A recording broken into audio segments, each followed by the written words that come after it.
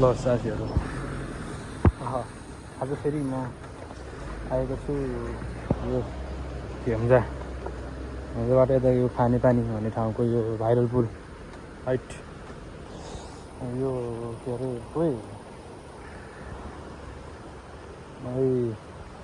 अरे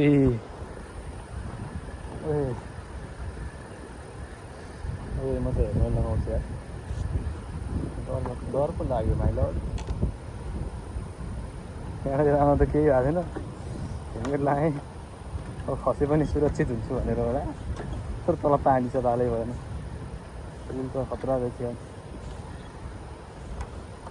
एडभेन्चरस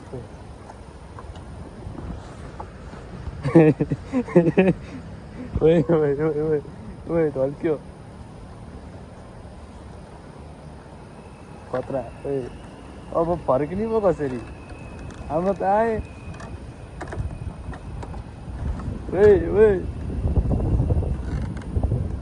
यता एउटा टिकटक बनाउँछु भनेर आएको खासमा म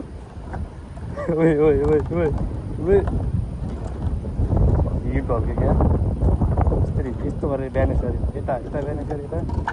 गरी यता जाने त छेउमै आएर होला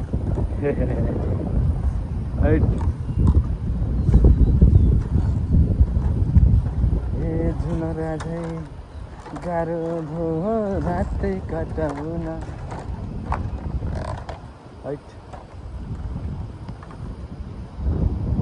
ल आइपुगेँ म फाइनल्ली साथीहरू यताको टुप्पोमा आइसकेँ मेरो बाइक चाहिँ हरूमा मलाई हेरिरहेको छ तर है यस्तो पुरै यस्तो क्या स्ल्यान्टेड छ क्या खासमा होइन यहाँ यसरी हेलमेट राखेर मोबाइल अडिएर टिकटक राम्रो बन्छ भन्ने आशमा आएको होइन मोबाइल अडिन्छ कि अडिन्छ यति होस् ठाडो मोबाइल पनि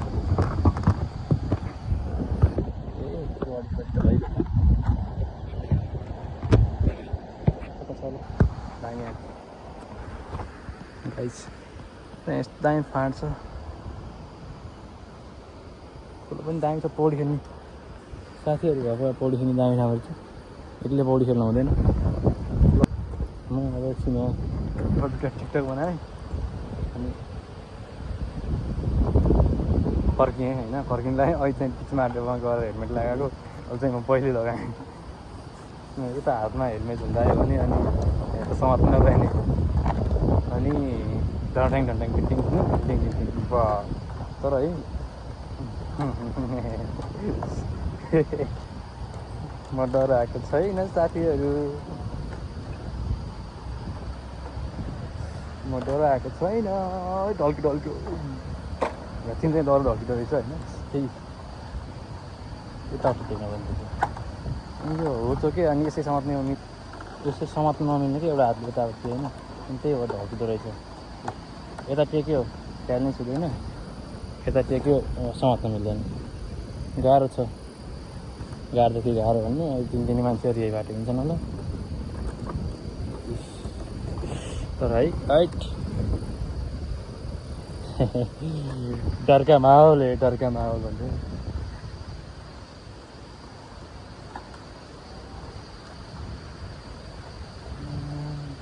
ए जुन राजै गाह्रो भो रातै कटाउन भन्ने गीत मुखा झुन्ड्यो अघि सुनेको थिएँ तर टिकटक बनाउनु लागेको गीत त रहन्छ अब त हात छोडेर पनि यसरी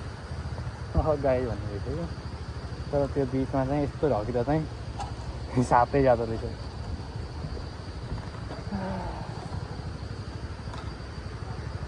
आइयो लामो यात्रा लाग्दो रहेछ यति पनि यार तर गर्मी भएर च्याम्मा हामफाल्नु जस्तो राख्यो के गर्नु ठिक छ एकछिन बाइकले पनि रेस्ट पायो त्यहाँ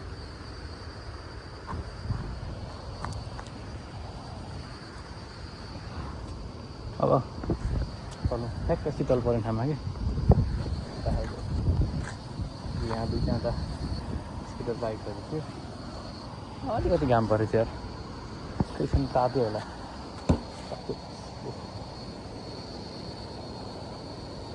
भाइले